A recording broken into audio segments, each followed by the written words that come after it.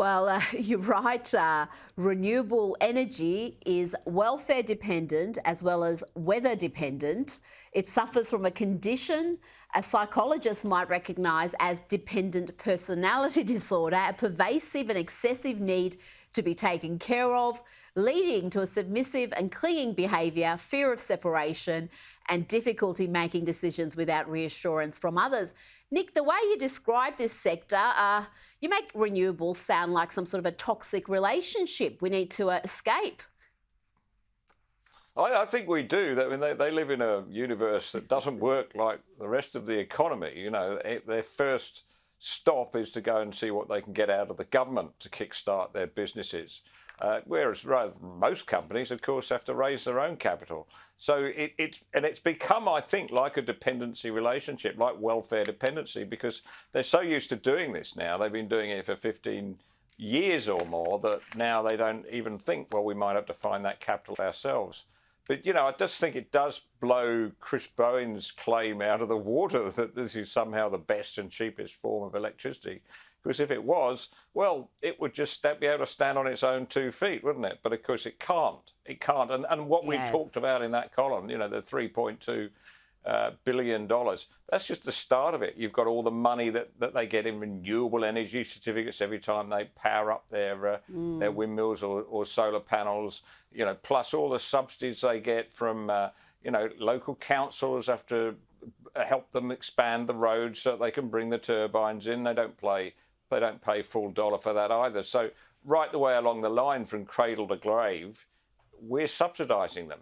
And, you know, I just don't think that's and all the right, infrastructure really that we're building, all the infrastructure we're building, that's why the bills are skyrocketing. And you can see why so many of the people who are investing in that sector are dead set against nuclear, because if you've got nuclear energy, if you've got a reliable source of energy that is not weather dependent, then you don't really need renewables, do you?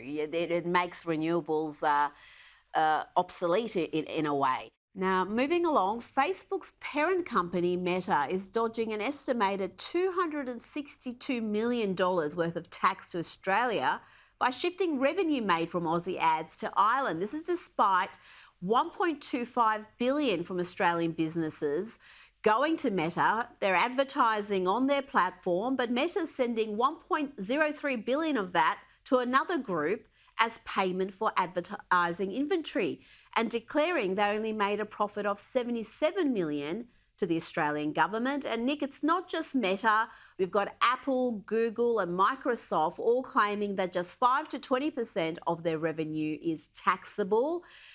Lefties like to say that the rich don't pay their fair share of taxes. That's not normally true, but it is true when it comes to big tech.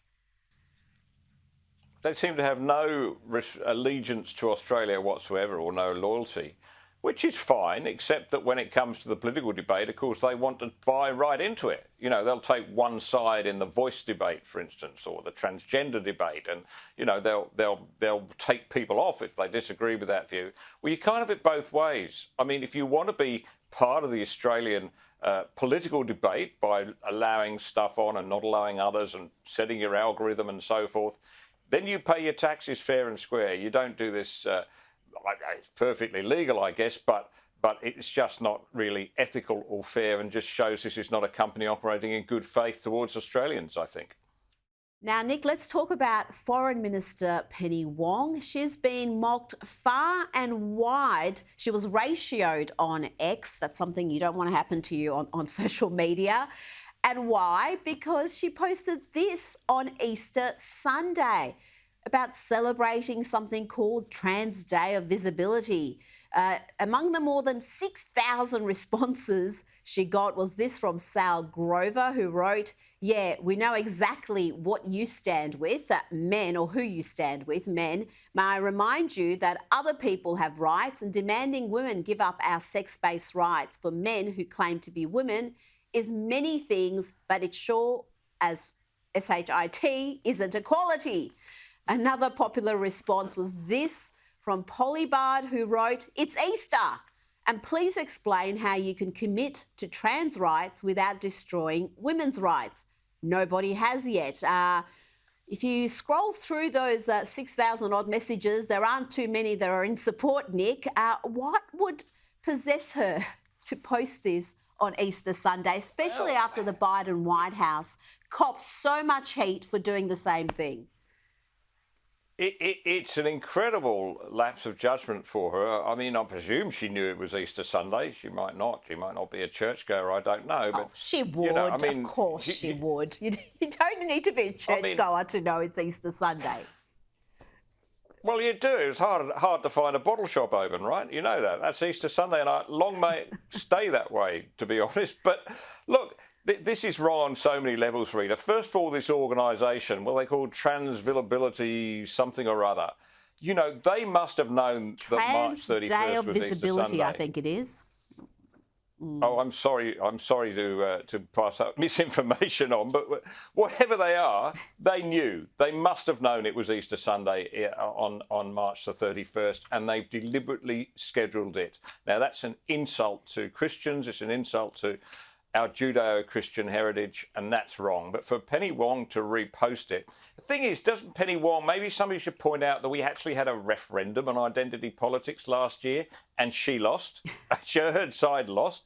I mean, that's what The Voice was. It was about saying, well, everybody has the same rights. Everybody deserves equal respect in this country. Nobody deserves special respect. And this whole identity politics thing is so out of kilter with what most Australians think that I think Penny Wong is just proving once again that she and the Albanese government really are just way out of touch with ordinary people. Well, the activists will tell you, well, this day has been on the 31st of March for 10, 15 years, so they weren't intending to take over Easter Sunday, but it has coincided with Easter Sunday this year, but there's no reason for politicians to be posting messages acknowledging this day on Easter Sunday. I mean, that's where the idiocy comes in. You expect the activists to be activists. You would expect the politicians to have a little bit more sense. And there are so many other days recognising this group. It's not like they're invisible for the other 364 days. Now, let's go to the New York Post. They're reporting that ISIS-K terrorists could very easily make their way across the US's completely unprotected southern border to carry out a Moscow-style terror attack. Of course, they killed some 143 innocent people there earlier this month. We've got, Nick, millions of undocumented migrants entering the US. Why wouldn't a terrorist cell take advantage of the Biden administration's losing control of that southern border? That's a very easy way to enter the country if you've got evil intent. Well, that's right. And there was a case, I think a week or so back, as you might recall, where they'd arrested some Hamas operatives who tried to come across that way. So it's wide open. This is the problem. This is why we have borders, of course, to keep our people safe, to keep our citizens safe. And this is a terrible lapse of the duty of care by the Biden administration. We seem to sort of think that the ISIS terrorism thing is all in the past, Rita, but look, there are dozens of attacks this year alone caused by Muslim extremists around the world. It's just that they don't seem to make the papers anymore. Perhaps they should, to remind us that they haven't suddenly gone quiet. You know, they haven't suddenly turned over a new leaf. These people are really very, very driven by this wicked ideology, and they are driven to do terrible acts, and we need to be alert all the time. Nick Cater, thank you so much for your time this evening.